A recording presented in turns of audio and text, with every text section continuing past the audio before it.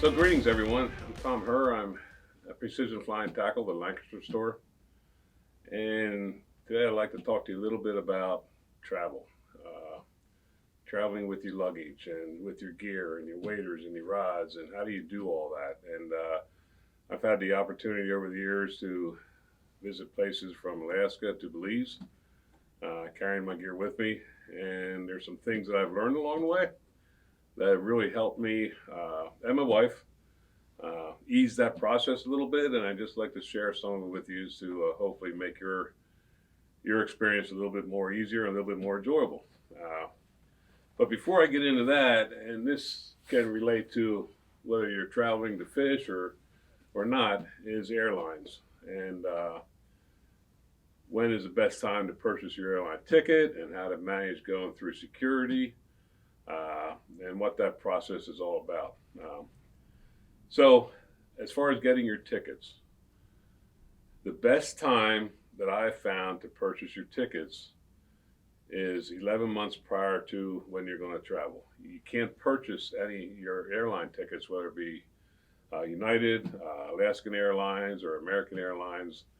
You can't get your tickets more than 11 months out.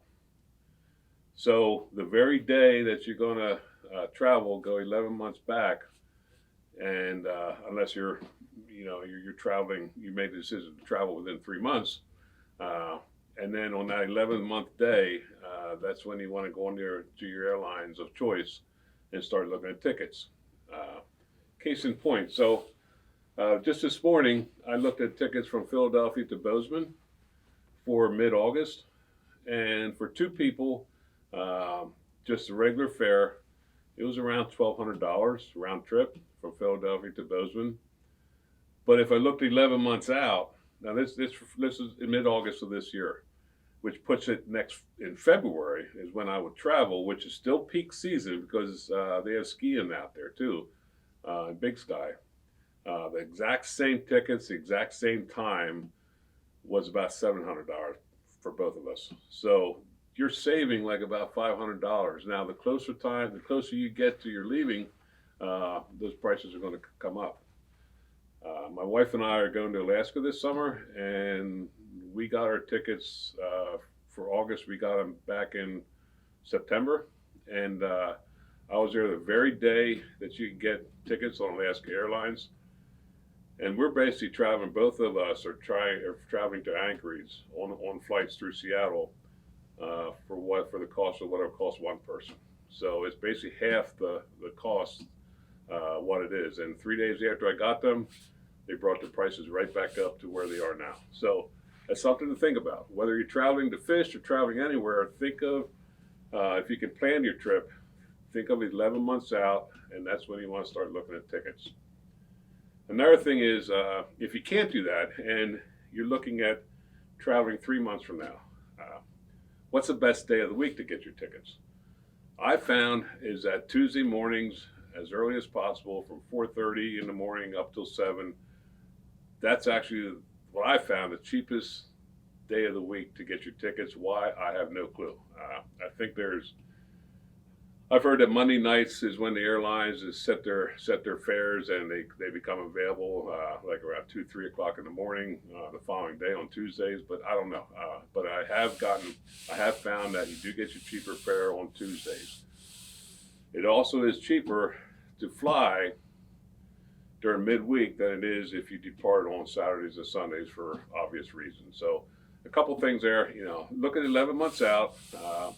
Look at tickets on Tuesdays instead of Saturdays and Sundays. That's where you're typically going to find your cheapest fare. And then try to book your trip, leaving the airport at like midweek. Now, to prevent delays and cancellations like you hear happen all the time, you're safer to avoid that cancellation if you fly first thing in the morning. You're the first flight out of that airport, whether it be Harrisburg or Philly.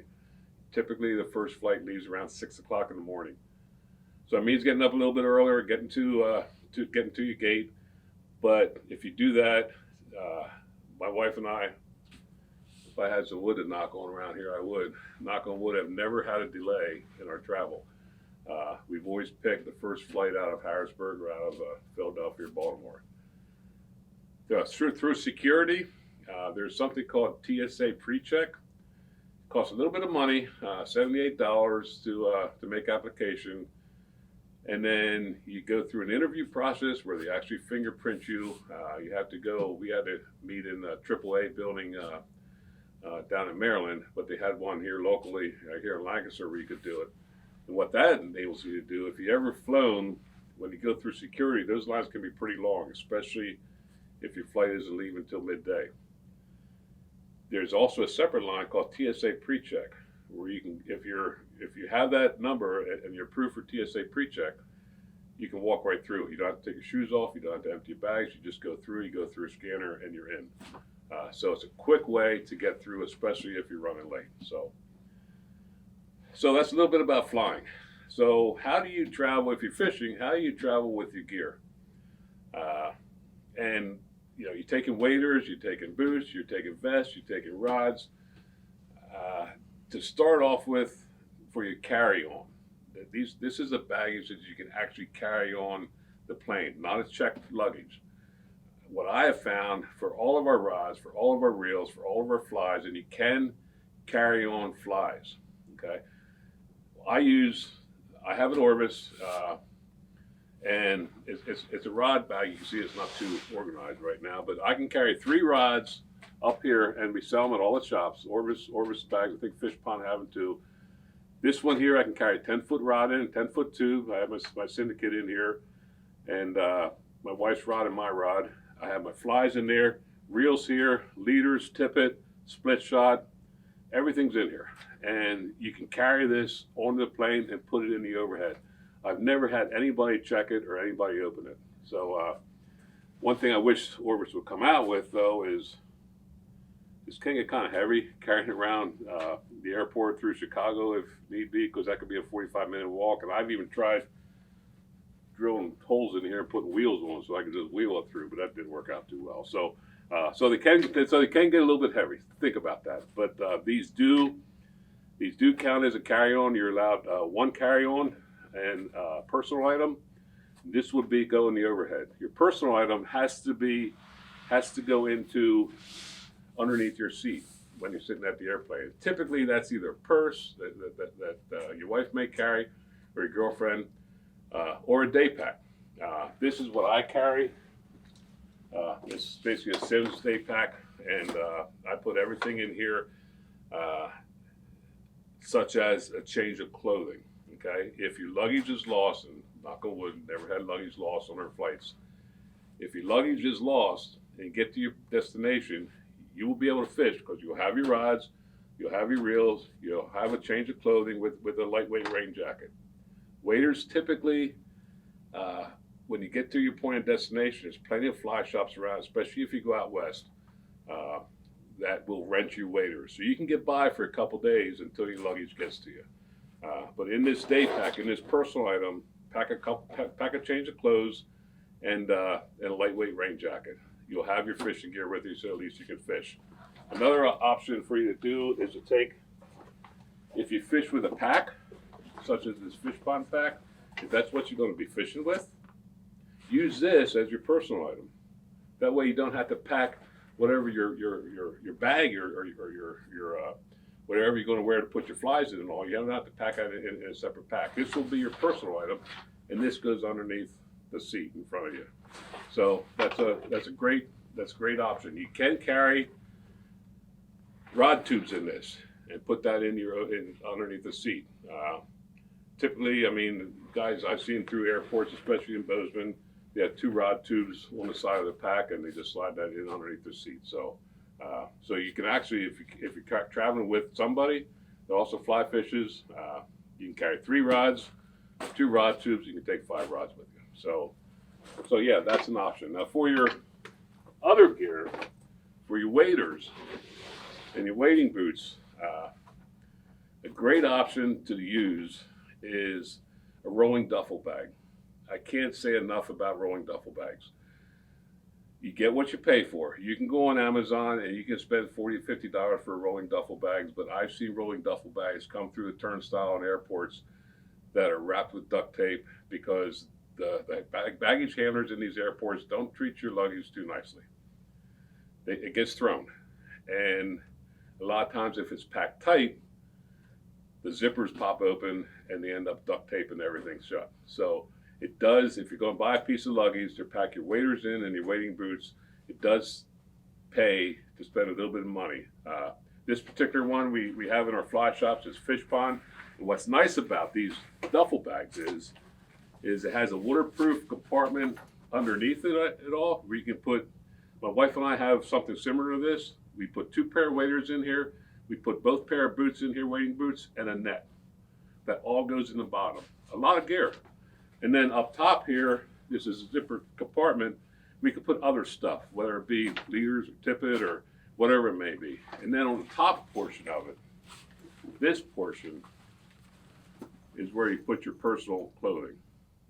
And believe me, you can really pack a lot of stuff in here. 50 pounds is a maximum for the airport, so you really got to watch your weight. With both of our waders in, our wading boots, our nets, and my personal clothing, I'm always right at 50 pounds, maybe like 48, 49. The one time it was over, it was 52 pounds, and it would have cost me, I think it was like $125 to push this through, so we just took some stuff out and put it in another piece of luggage. So it is costly if you go over, if you can't move stuff around.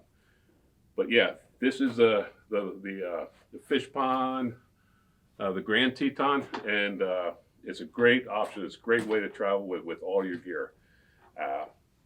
And you know, fly rods, you can also put fly rods in here on top of your waders. But when you're done at the end of the week, if your flight isn't leaving to the afternoon and you're gonna be fishing in the morning, you know, your wader's gonna be a little bit wet, but your boots are gonna be really wet.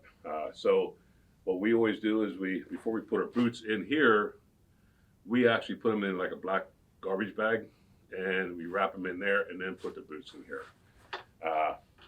So yeah, I mean, that's how we travel. And again, 50 pounds is a maximum for checked baggage. So, you know, again, traveling is a great way to fly fish. There's lots of beautiful places to go to. Fish do live in beautiful places. So again, hope this helps you out. Check your airline tickets, and hopefully you can get a good price by checking 11 months out and buying your tickets on a Tuesday morning and traveling midweek. And again, yeah, so hope I was able to help you save some money and show you some tips on how to travel with your gear. Good luck to you, and hope to see you in the shop, and hope to see you in the water. Take care and bite lines.